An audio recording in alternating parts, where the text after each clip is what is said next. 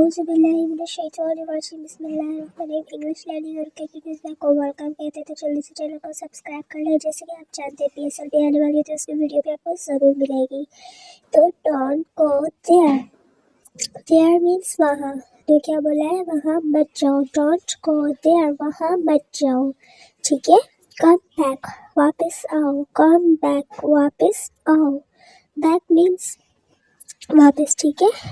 Look at him, look at him, ठीक है, उसे देखो। लुक एट हिम, उसे देखो। तो सब्सक्राइब कर ले, अपनी बहन को ज़रूर सपोर्ट करेगा। I need your support.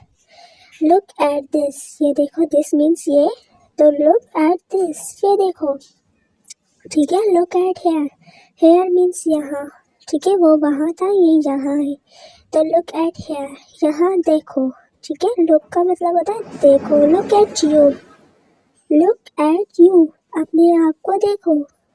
Eight you मतलब यू मीन्स आपको बोला कि अपने आप को देखो। लुक एट मी, आप बोलना मुझे देखो।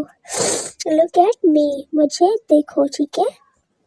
इसके बाद आपने सब्सक्राइब कर लेना है, ठीक है। मुझे नहीं देखना, चैनल को देखना है।